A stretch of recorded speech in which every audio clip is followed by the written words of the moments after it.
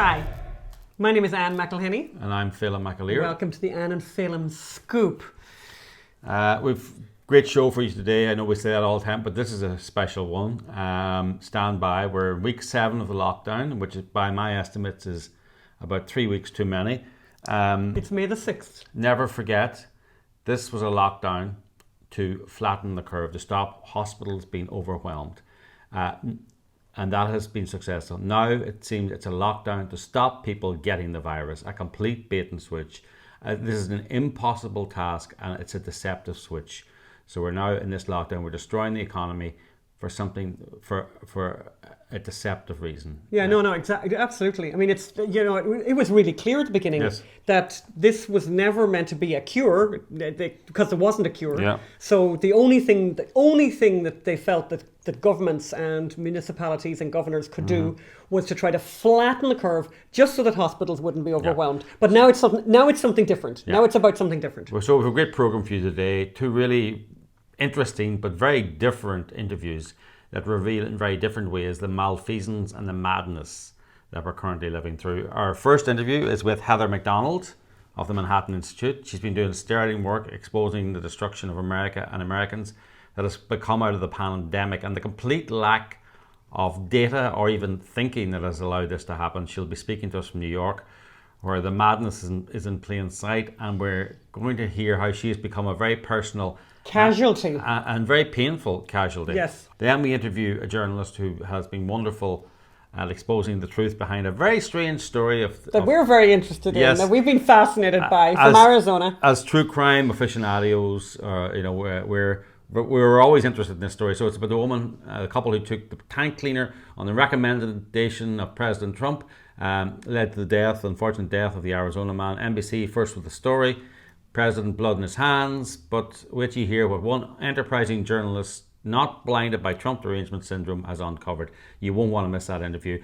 And if you listen to our Thursday or Friday Daily Virus, we want a little and don't forget, by the way, that you can hear the Daily Virus every day for the pandemic. That's right. We have a slightly shorter program, but we're struggling to keep it short. Yes, because there's so much going on. It's not available on YouTube. It's only available on our podcast outlets, wherever you listen to your podcast. It's all audio. It's all audio.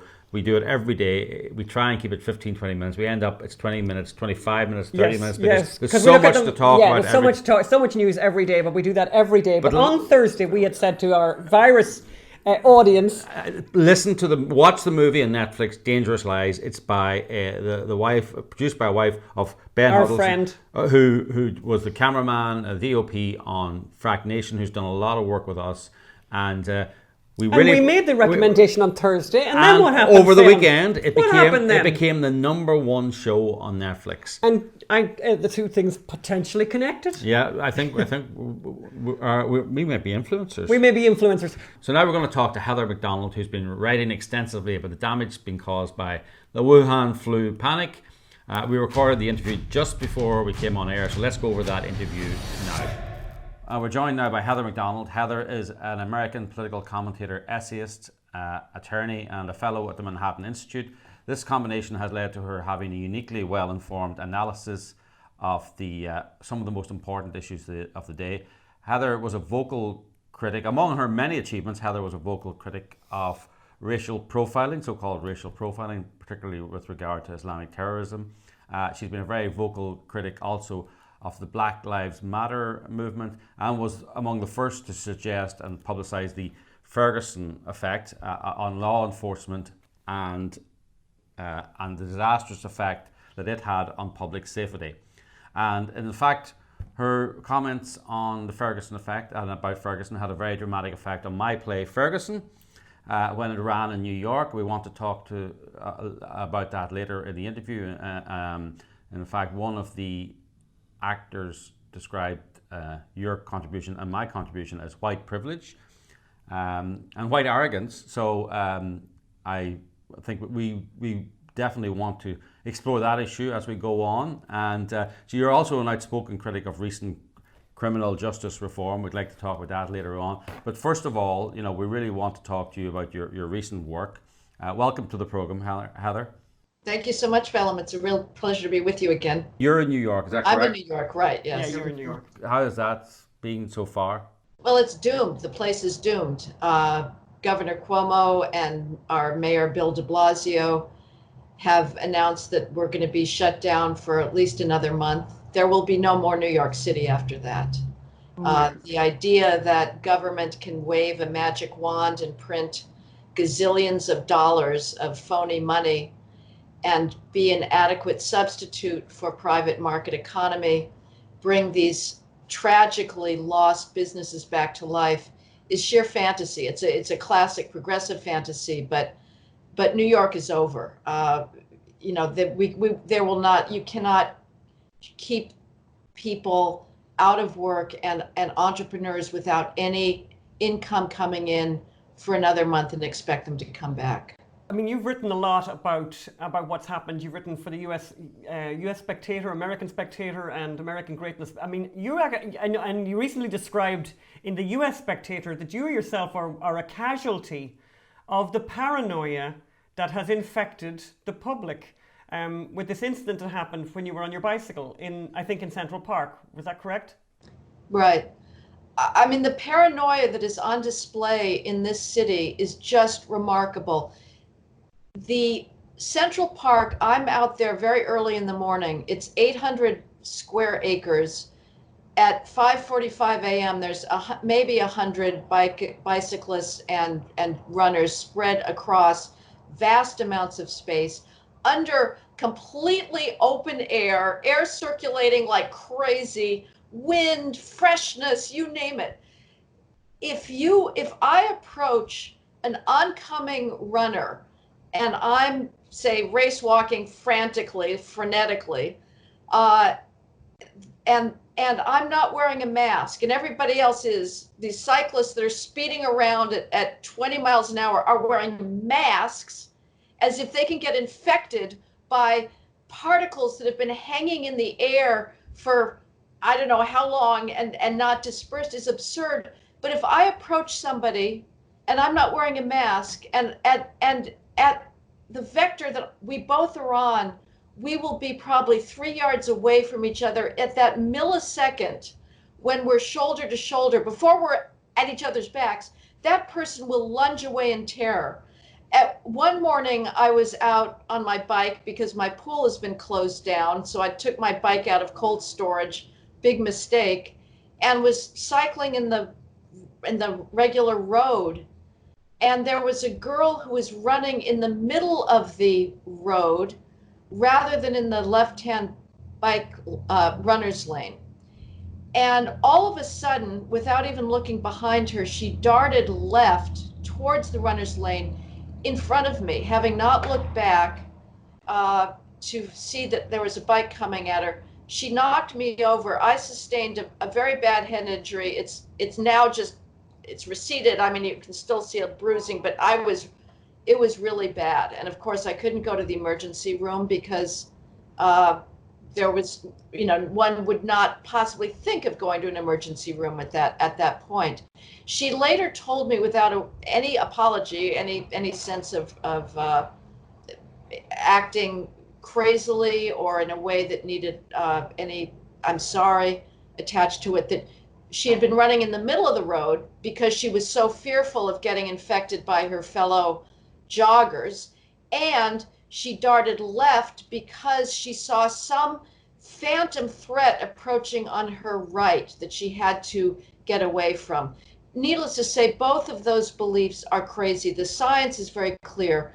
You cannot get infected by the novel coronavirus in the great outdoors. It does not happen. And yet, as you may be seeing in LA, everybody is walking around outdoors in open spaces wearing masks. And if you approach them, I've had people press up against building sides because they're so scared. Why does this matter? It matters in a practical way, and it matters in a more philosophical way. The practical concern, which is immediate and very large, is that with this degree of irrational paranoia and hysteria that has been drummed into the public's minds, even if New York were to reopen for business, people are so damn scared that they're not going to repatronize restaurants. They're not going to get on airplanes. They're not going to go to the theater, even though everything has been done to make those places safe. The philosophical concern is what it shows about a large segment of the American public, that they are so willingly persuaded into a state of cowering fear. How is it possible that, so New York, not to be snobby or elitist about it, I mean, has a very, has a very highly educated population. I think that's fair to say. And also people, who I think I read an awful speech by Cuomo, but one part of it was true, where people who are in New York, these are tough people who have, been very successful in a difficult environment, a very competitive environment. What the hell happened to them? How did this take off so well in a place where people are that smart? Well, it's not a contradiction. It's a logical conclusion. The fact of the matter is, what I'm seeing going on, my theory, and this is something that Brendan O'Neill of Spiked has also embraced, which is that what we're seeing is the migration of the academic culture, of safetyism, of the fantastical belief. If you can believe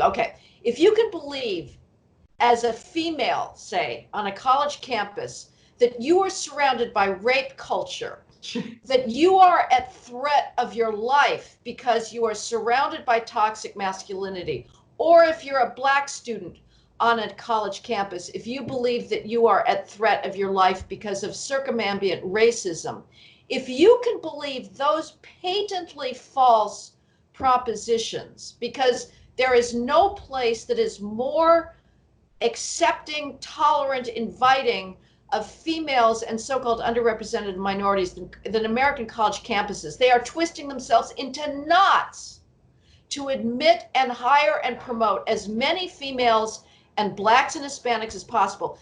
If you can believe that you're at threat at an American college campus, then the rest of the world looks really scary.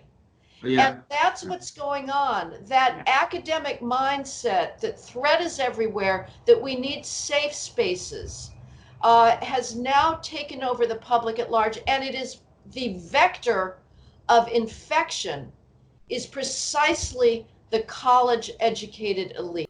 Yeah, it's very interesting. I mean, when we did a documentary a few years back about global warming, and I remember speaking to Professor Richard Lindzen of Harvard, was it? Or Berkeley. Was it Berkeley? Professor Richard Lindzen, one of the... MIT. MIT. And he made the point, and we were asking again, how can educated people believe something, where the evidence isn't there? And he said, he said that he made a very interesting analogy. He said, well, after 9/11, they interviewed people from across the Arab world about 9/11. Did a poll, and I don't remember the figure, and actually the figures are relevant. Let's say 20% of the people believe it was an inside job and Mossad and all that in the Arab world. Whatever the figure was. But interestingly, that figure was overwhelmingly concentrated among the educated of the Arab world. The uneducated of the Arab world said, yeah, our boys did it, Osama bin Laden, whether they supported it or not, right? But they understood, the obvious conclusions, whereas the more educated allowed them to think and I don't really have an explanation for it, but obviously the more educated you are, the more likely you are to believe nonsense. That's a very unacademic way of saying it, but it seems to be true. Well, yeah, I mean, I think there's also some pretty crazy conspiracy thinking on the right, but I will say absolutely, the biggest, most destructive nonsense in our culture today is the race and sex victimology. And, again, that belief in, well, you talk about, you and I being accused of white privilege because we care about the loss of Black lives to crime, and we believe in proactive policing. That struggle to feel that you're a victim, I think is counter. It is a threat to civilization. And now I don't know what's going on. I mean, it's the emasculation, it's the feminization of our culture. We know that, this is something that got poor James Damore, a computer engineer at Google, fired for speaking about what psychology used to know about men and women. I'm surprised this hasn't been purged from every psychological textbook, but psychology for decades has come up with what it calls the big five personality traits. And one of those personality traits, and people, differ on these, is something called neuroticism, which just means you're very risk averse, you're worried, you're prone to anxiety and fear. And on average, females score much higher than males on neuroticism. Damore pointed this out in a memo at Google, and other frank discussions about different male and female career preferences got him fired. But that sense of risk, I've got an article coming out in City Journal now, which I call the College Woke Spa, about the rising therapeutic culture on college campuses and this whole wellness conceit. And I wrote that most of it before this current hysteria, but I think it is very present, and I actually recommend people look it up when it comes out, because the feminization of the university, this idea of they now have essential oils and massage therapy and massage, the petting dogs and all of this is the result of a feminized bureaucracy. That mindset is coming out into the world at large. I mean, we remember that amazing ad for Obamacare with the pajama boy.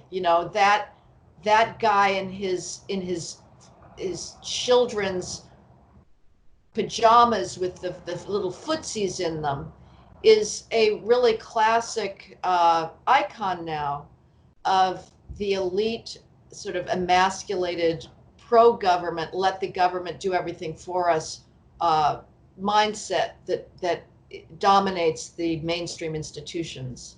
You made a really good point, by the way, just another part of all of this. You made a really good point about the difference between certain counties in New York and their death rates compared, for example, to New York City, which obviously has a very high death rate. And that despite those dramatic difference, like really dramatic differences, and where in fact, which I really learned from this, was that certain counties in New York have no deaths. I don't know if that's still the case, but literally have no cases, as opposed to obviously huge numbers in New York. And yet Governor Cuomo is Governor Hotspot, as we call him here. Phelim calls him Governor Hotspot. He has imposed the same rules for all over New York. What is wrong with him? Like, what is wrong with him? Is this willful power grabbing, or I just don't understand how his mind is working. Is he lacking in logic as a person, or what's wrong with him that he would do that, and that he wouldn't realize and say, okay, we do definitely have a problem in the Bronx, in Manhattan, or whatever, and here's what needs to happen there. But all these other counties, and you listed those counties, I think there were 11. Here's what we're going to do there. We're going to do something different there. And actually you can extend that, because we were looking at Oregon, for example, is a really great example. I think up to date, 109 people have died in Oregon. Obviously it's awful. Just over 4 million people live in Oregon. But you compare that to New York, where 24,000 people have died in the state of New York, in the whole state of New York, obviously most of them in New York. And yet Oregon has pretty much the same rules. What's wrong with people? What's wrong with these governors? Well, it's a really puzzling question, Anne, on many ways, because it cannot be that they are that indifferent to tax revenues. Do they really, really believe that the federal government is going to indefinitely into the future continue pouring this funny money, stimulus money, into their coffers, and they don't need to worry anymore about whether there's a single business left standing or wealthy person left standing in their state whom they can, dund for their progressive projects to get funding? It's very bizarre. Self-interest alone, you would think, would dictate making those distinctions so that there can be some tax base left. You know what I think? I think you answered, by the way, I think in your American Greatness piece, I think you answered this question really well by saying before any of these governors were allowed to make these draconian regulations the law, there were these, I think it was 5, you had these questions that they should be asked and asked to answer. And I think we all know that they never answered those questions. And some of those questions that you posed were, how many deaths do you expect will be averted by this shutdown? I love these ones, by the way. What will your state's economy look like after another month of enforced status? How many workers will have lost their jobs? How many businesses will have closed for good? How many of your state's young residents seeking employment for the first time will be unable to find it? And one thought I have is that, and I wonder if this seems very simplistic, but is it possible that these governors who are not, I mean, they can't be evil, right? Like, I don't believe these are evil people, right? But that they are literally so divorced from the world of work, the world of productive work, as opposed to working for the government. They're so divorced from economics, how an economy works, that they literally don't realize that they are destroying, as you said, that New York City, one of the most Phelim's favorite place on the planet Earth, that these places are being destroyed forever, that people's lives are being destroyed forever, because these people have never earned a living from a generated income that they generated from a business themselves. Is it possible that it could be something as simplistic as that? That's not simplistic at all, and that's exactly right. They have no clue about the complexity of the market economy, about what it takes to create a business. I couldn't possibly do it. I don't have the courage. Yeah. I don't have the imagination. I don't have the risk willingness to stake everything on the fickleness of consumer demand, to be able to try and figure out those supply chains that have now been completely decimated. We are very lucky to still have fresh milk relatively reliably in our supermarkets. There's things that are still disappearing. It's getting a little frayed around the edges, but we are so lucky that this is still going on, but these politicians know nothing about it. And as I say, it appears that they really do believe that the government is not just an adequate substitute for private market economy, but many of them believe that it's far preferable, and that you can, in fact, now we'll just have government running things or again, creating money. It'll throw it around in completely arbitrary ways with these distinctions of essential and non-essential that were hilarious. And I would say there's another group that is also afflicted by that same blindness. They are more deserving of being excused, and that is our so-called public health experts and the doctors. We are now under their thumb. They have one focus and one focus only, which is their professional focus, which is to save one more life from coronavirus. That's fine. That's what they're paid to do. That's their expertise. But a politician should not be under their exclusive thrall. A politician takes their views and balances it against other considerations, because as much suffering is created by the coronavirus, as much tragedy and pathos to lose your parent in a locked up nursing home and not being able to say goodbye, that is a nightmare that is going to haunt those children from the rest of their lives, and my heart goes out to them. But there is equal suffering going on, and will be more suffering going on by what we are doing to destroy people's livelihoods and the possibility of a functioning global economy. The third world is going to be hit much, much worse than we are. I expect massive disruption. We are going to see unchecked immigration flows, migration flows that will make 2015 look like a child's game if this continues, because the third world depends on its markets for its raw materials in the developed world. Those are all being destroyed now. I mean, so far, the politician who's come off worst in all this probably is President Trump. And someone like Governor Hotspot, who has presided over 24,000 deaths in his state, has escaped criticism. Do you think that's going to stay that way? Is the media that powerful? Is the narrative that strong? Or do you think that's going to flip? It's tough. Yes, the media is that strong. It definitely is. Now, the question is, can Trump get any, we know he's got his base, and will he have any ability to pull in a larger group of voters? Now, he's not up against a strong candidate. That's his best hope, and I'm understating it many grounds. But usually the public would rally behind a national leader at a time like this. Now, I think that the extent of the crisis has been exaggerated. Everybody's walking around, 30-year-old, 20-year-old people are walking around scared to death. Mm-hmm. The fact of the matter is that the coronavirus is targeted at a highly specific, vulnerable population. It is not a global threat society-wide, as Anne says. I mean, there's places in the country that simply don't have it. But instead, what we see, instead of the rallying around, the mainstream media, it's just really extraordinary, the degree of venom that is directed at Trump and the effort at every moment to try and discredit him. Now, again, I'm not going to claim that if the situation was reversed and this wasn't Obama in the White House right now, that the conservative media wouldn't be sniping to the same extent. I think there is a certain degree of symmetry at this point in this division.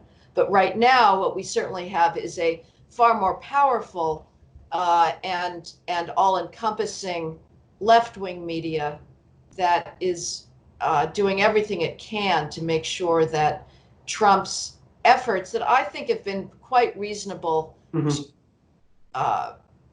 Put into play the federal forces, are constantly viewed as inadequate and too late, and he simply can't do anything right.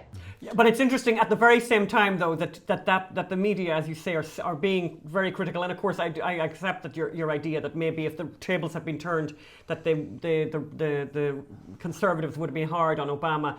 But I have to say the swooning over Cuomo is rather nauseating. And I've had very intelligent people that I know, otherwise very intelligent women swooning over Cuomo, and I don't want to fall out with everyone I meet, but I have to say I had to hold my tongue, and but they're swooning. Have you heard the swooning? I don't know what that's about. I don't know what that's about. Well, I'm aware of the swooning over Fauci. I follow these press briefings with Cuomo, and it's laughable. He's just eating it up. He's obviously still got his presidential hopes or vice presidential hopes up, probably presidential. But at this point, he's a broken record. I mean, he began with his homely tales of being Italian-American family with their spaghetti and meatball Sunday dinners, and then talking about having his first, real face-to-face, heart-to-heart talks with his three daughters. He recycled those about a week ago. He went through the exact same shtick. You talked about one half of his shtick of, we New Yorkers, we're tough, we can survive. That's tough New York, but we're also loving. Today he was on his, if you don't wear your mask outside, you're not being loving, you're not being compassionate. I expect to be lynched any moment now because I'm sorry. When I go out to Central Park, I am not going to wear a mask. It is absurd. You do not get sick in the great outdoors, period. You have to wear a mask unless you're his brother who's out inspecting his second property. In the Hamptons. Funny, his briefings, I don't watch them as much, but the little bits I have, he seems to be going along this Chris Christie shtick of telling it how it is. And, that kind of works in your small community and that, but Chris Christie saw it didn't work, and didn't work on the national stage. And actually, what it ends up doing is breeding this kind of arrogance and corruption in your own state that came back to haunt Chris Christie. And I just worry about New York when Governor Hotspot is then the governor and is God and is able to So let's see where that goes. we're really over time, so I want to talk to you about Ferguson briefly. You wrote The War on Cops. You've been big on. But I just want to make sure that I'm not. I think Trump has made some big mistakes here. I think his press conferences, and sometimes it is petty, and ideally he would rise above the media taunts. It is not helping him that he keeps using these as both grounds for personal vaunting and attacks. So it's unfortunate. You know, I don't know how it's going to come out, but if the Democrats take the White House, things are very, very serious for this country. But so let's race politics, identity politics are with us currently. Yes, let's definitely return to one of the most damning moments of that, which is the whole Ferguson affair. Go ahead. Yes. Everyone knows about the shooting of Michael Brown in Ferguson, Missouri, and there was a grand jury investigation which showed, despite the complete opposite of what CNN and MSNBC and the whole media, I mean, John Nolte called those riots in Ferguson CNN-inspired, race-inspired riots, and they were media-driven riots pushing a story that was fake, and not only was fake, but with the slightest bit of journalism could be shown to be fake at the time. I mean, we had people, if you read the grand jury testimony, people who were saying, I saw things that they could not physically have seen if the reporter had went there and looked. I mean, you know, their window could not have seen what they said they saw. So I did the play, Ferguson. 9 actors walked out in LA over because they didn't like the truth. Then it came to New York. You know, I was aware that some of the actors weren't comfortable. Then you did a Q&A on the penultimate night of the performance, and it was very reasonable. Actually, I thought you were much more reasonable than I am. And very data-driven. Doesn't take much. Oh! So I suppose it's not my job to be reasonable, but you probably have a different role. The most reasonable thing in the world is to let the transcript speak for itself. Exactly. I should say the play is 100% from the transcripts of the grand jury. So it's letting black voices speak. Black voices matter. Most of the witnesses were black or minority. So you were very mild-mannered, very data-driven, and I think that drove some of the cast really crazy, in particular Cedric Benjamin, who was playing Dorian Johnson, and they got all the way set and fine. The next day, Cedric refused to come for the final performance. One of the actors' parents drove 3 hours to see the play, and he refused to come. And then he came 15 minutes before curtain up, which is a completely unprofessional thing to do. Like, destroyed the concentration of the rest of the actors, made them stressed. Then at the end, got up to do this big speech about black oppression. He thought he was Nelson Mandela meets Abraham Lincoln or whatever. It all, in the end, some Jobsworth from the union said, you're not allowed to film this, and then the director got up and ordered him off. And it's very interesting, actors, if the director literally tells you to put your hand in the fire, they will do it. The director got up and says, get off the stage, and he got off the stage. Immediately. Then he accused everyone of having both white privilege and white arrogance. So I've almost forgotten the question. I was going to say, have you got a question here, Phelim? I just wanted to give people the background of the Ferguson play. So tell me about, I mean, you talked earlier about we believe in proactive policing. I'll tell you someone else who believes in proactive policing. Not college-educated minority students who live in nice areas that never need proactive policing.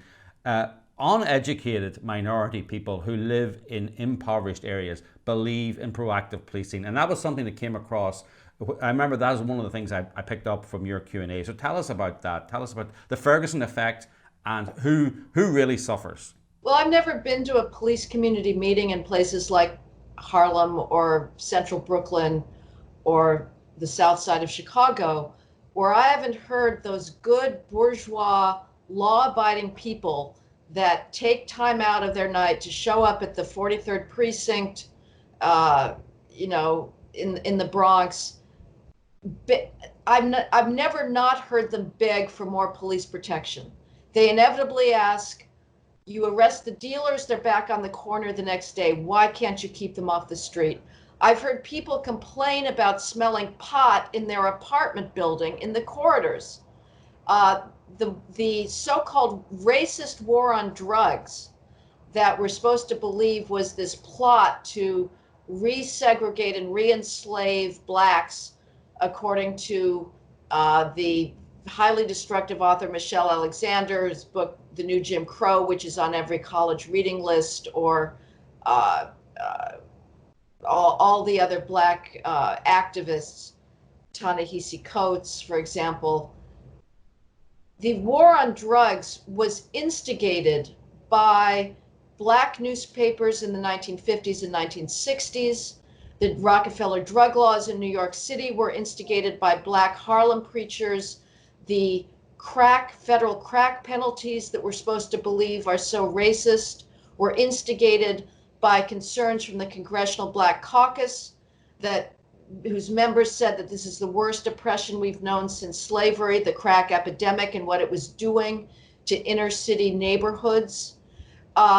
People that live with open air drug markets, who know the choreography of a drug set and can see the dealers hanging out. They know that even marijuana trade, which is supposed to be, it's so pacific and nonviolent, they know that all drug dealing carries the implicit threat of violence. In fact, in 2016, there was a 12-year-old girl, Takia Holmes, who was shot dead by a 19-year-old marijuana dealer who's just started firing madly at his rivals across the corner.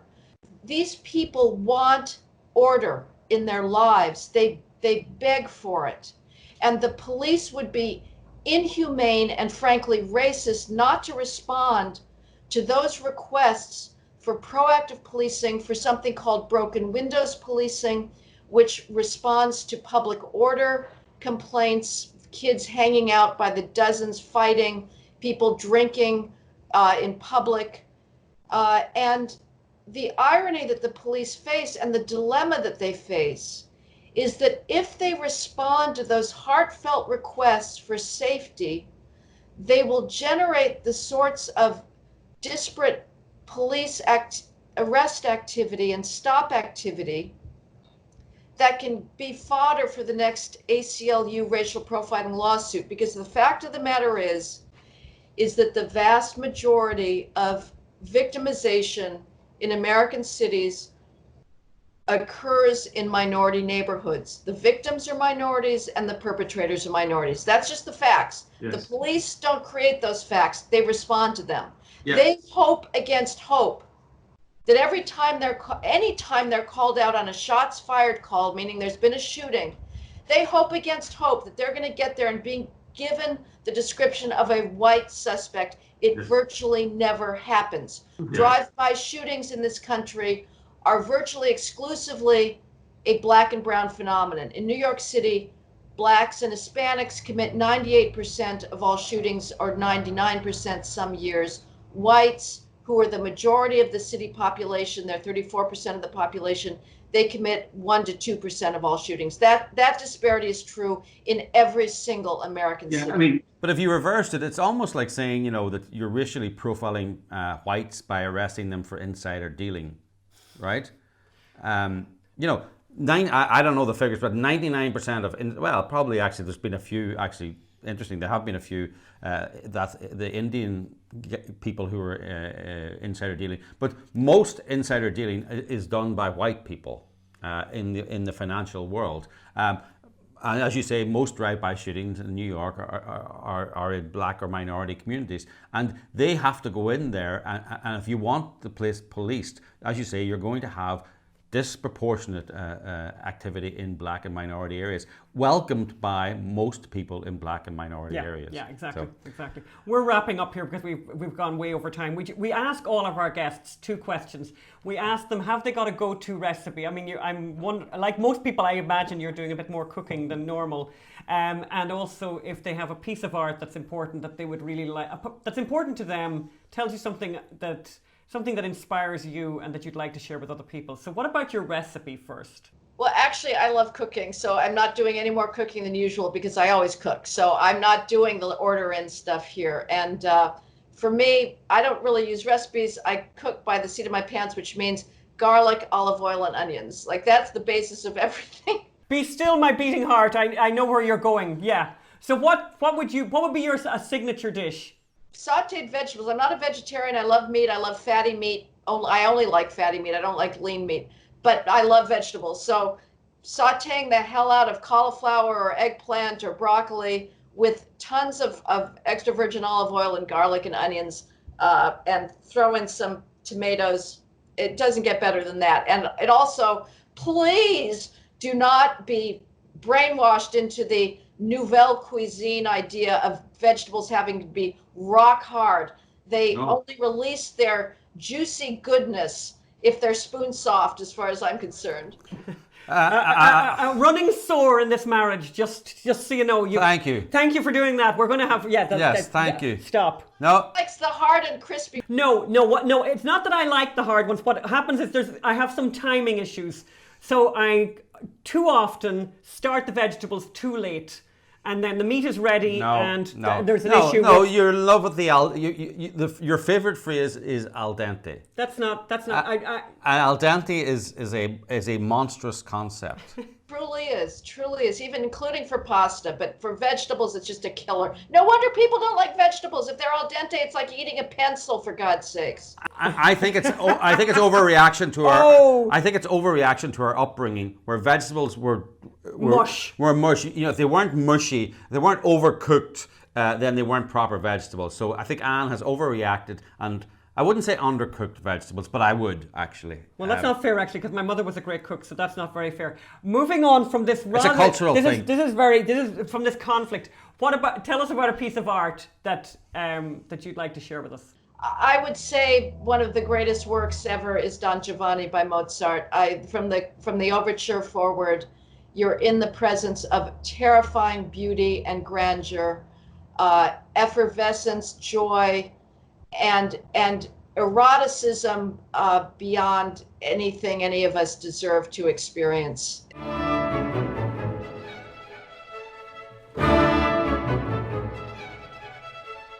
And to me, this was what turned me into eventually sort of a fanatical opera lover, but with its basis in Mozart. But it's just a profound work. I don't listen to it any longer because I'm honest enough to acknowledge diminishing returns in music as in other things.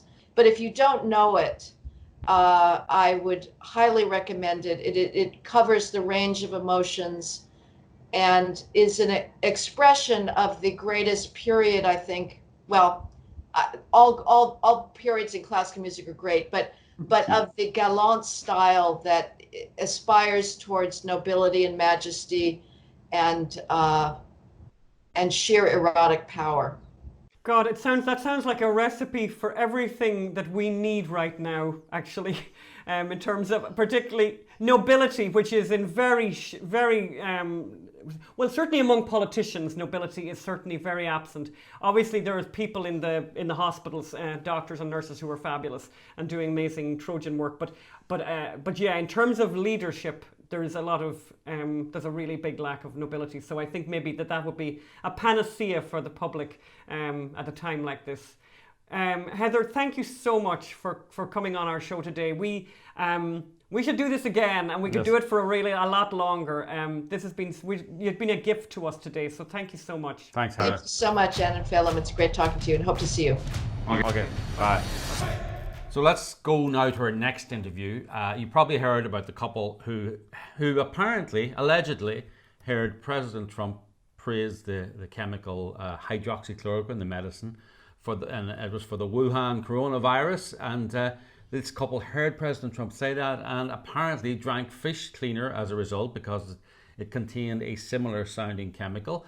The story was started by NBC after the lady Wanda Linus gave an interview, and it was a story of stupid Trump supporters following an irresponsible and dangerous president, and as such it went global, of course, because it fed into all that preconceived idea of Trump and Trump supporters. What then? Enter stage left. Or stage right, actually. An investigative reporter came calling, and you will not believe what Alana Goodman of the Washington Free Beacon uncovered. And we're so glad to be joined by Alana Goodman. And we spoke to her just before we came on air, so let's hear that interview now. Hello, and we're joined now by Alana Goodman, who is a senior investigative reporter for the Washington Free Beacon, originally from Connecticut. She was previously an investigative political reporter at the Washington Examiner, a senior reporter at the Daily Mail, and she's written for Commentary, Weekly Standard, New York Post, and she unfortunately, I'm sorry to have to tell you, she lives in Washington, D.C. God help her. God help her. During a pandemic, by the way. During a pandemic. That's an unnatural punishment to anyone, I think. Actually, I think DC during a pandemic is probably better because you don't have to meet the people in DC. Anyway. Maybe. I think the main thing that we want to say before we say anything else is we are massive fans of yours, Alana. Yes. We so respect what you've just done because we're massive fans of true crime. We watch all the crime shows, and this is me saying this before we explain exactly what you did. We're also massive fans of conservative journalists or people who work for conservative outlets doing original reporting, because it's one of my personal bugbears is that so much journalism in conservative outlets is commenting on what other liberal journalists have said, and I'm saying stop writing about what other people have done and get out and do some legwork. Okay, let's tell the story of what Alana did, which was amazing. Amazing. And so fabulous. you may have, everyone out there, you may have seen the shocking story about Wanda Lewis and her husband, who swallowed, on the advice of President Trump. Basically, on the advice of President Trump, there is a man dead in Arizona because he and his wife ingested something that was intended to clean a fish tank. But obviously because President Trump had talked about hydroxychloroquine and how amazing it would be as a deterrent against COVID-19, this couple, God help them, they took it, the man is dead, the wife has luckily survived, but then whole world breathlessly... NBC broke the news. Everyone breathlessly tells that story. NBC broke the news. She was interviewed on NBC. She said she was in critical care for 3 days. She was lucky to be alive, but Trump is to blame. Trump's big mouth is to blame for her husband's death. Enter stage right, Alana Goodman. Alana, tell us how you got involved in this story and what you discovered and what you asked. First, I want to say I really appreciate all that you do for journalism. I think it's amazing, and there should be more reporting on these. Everybody kind of follows the same things when you look at the media, and I think it's amazing what you have done, exposing so many important stories. So we saw this chloroquine story when it first came out and said, there's something a little hinky about this. Like, it just doesn't totally sound right. I mean, somebody... Right after this woman's husband died, she's on the phone with NBC saying, Donald Trump is to blame. Never listen to Donald Trump about anything. Anyway, so we started looking into the case, and we found a few interesting things at the beginning. The woman, the man's wife, was a big Democratic donor. She had donated thousands of dollars to Democratic candidates and causes over the past few years. Which just raises some questions about the idea that, she thought that Donald Trump was somebody who she wanted to trust with medical advice, as she had said. We also found that there had been a domestic violence charge against her for assault on her husband back years before, when they had first gotten married in 2001.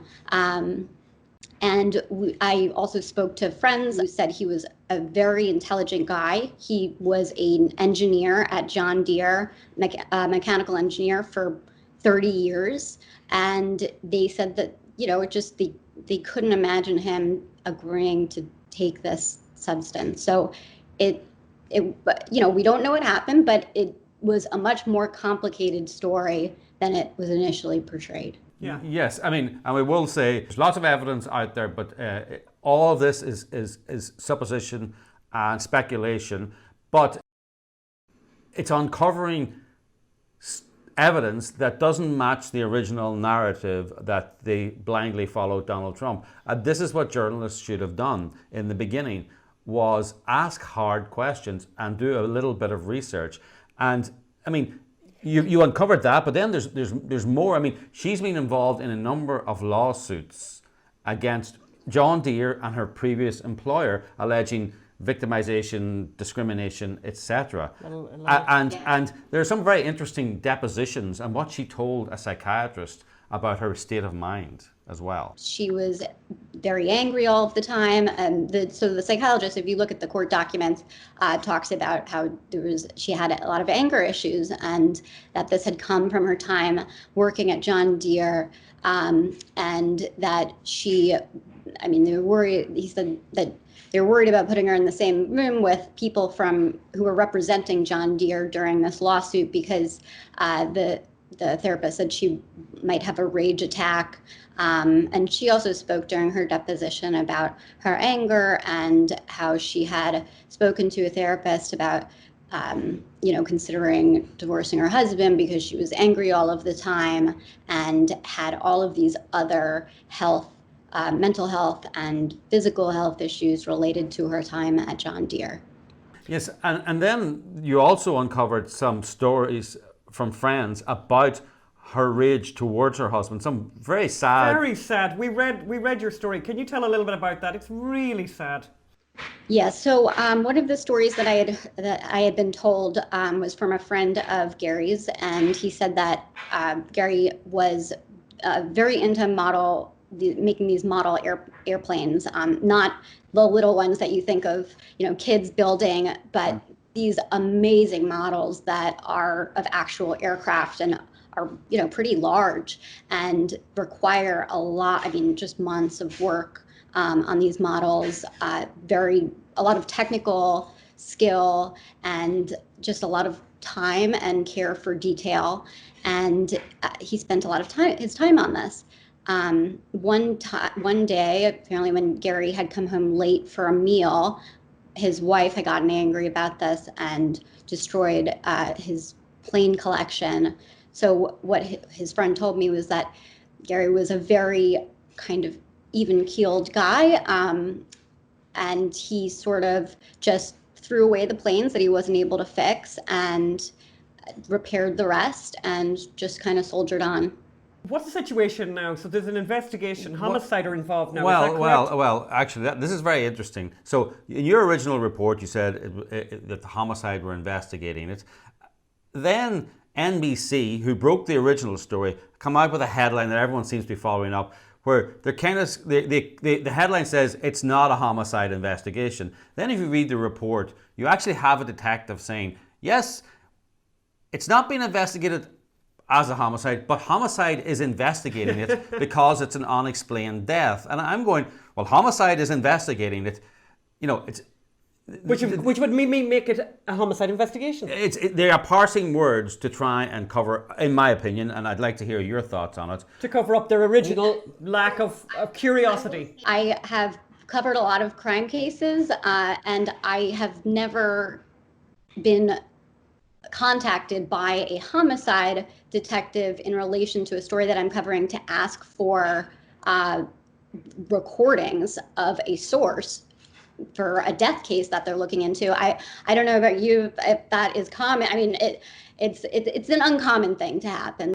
Oh, so, right. So yes. So the homicide department, who are not investigating this case as a homicide, phoned you and said, we're very interested in your story about this non-homicide that we're not investigating. Could you, as a reporter, do something we never ask anyone ever to do? Send us all your recordings and all your notes of this non-homicide that we're not investigating, so therefore we can call it a non-homicide. So the detective who reached out to me, she said, I'm looking into the death of Gary Lenius. I'm handling the investigation, and we would like the recordings of your interview that you had with his wife, so that we can check them against other statements made for consistencies or inconsistencies. It's a police investigation. They have not at this point determined that it is a homicide, but it is being investigated by a homicide detective, and we don't know where that's going to go yet at this point. Yes. But you have done the work that needed to be done by someone. You're the one that asked the questions that no one else was asking, and have now at least got the attention of the homicide unit, even if they don't think it's a homicide. But the homicide unit are now investigating, and that's what this man deserves. Off guard by the attention that the story got in the beginning as well, because they were getting calls from Europe, other countries on this story, and They were not expecting that, I think. I will say that we've been in touch with the police department in Arizona. We've asked them, can you, if you want to point out any inaccuracies in our reporting, and they have declined to do so. But we're keeping channels open with them. Yes. No, and that's right. That's right. Here's something, and you may not be able to help me on this. This is something that I would like to just know. What's the timeline? When did Gary Lenius die? The wife said that Wanda. I mean, by the way, I know we shouldn't make light of it, but the idea that a story involving fish tank cleaner and the woman is called Wanda. Stop it. You're probably too young to remember the movie. A fish called Wanda. Stop it, Phelim. But the question is, when she went to hospital, right? She was... Well, no, sorry. All I've seen is her saying, I was in critical condition. Do we have any independent verification that she was in hospital? And critical is not just I was in hospital. Critical is in a critical care unit, and how long was she there?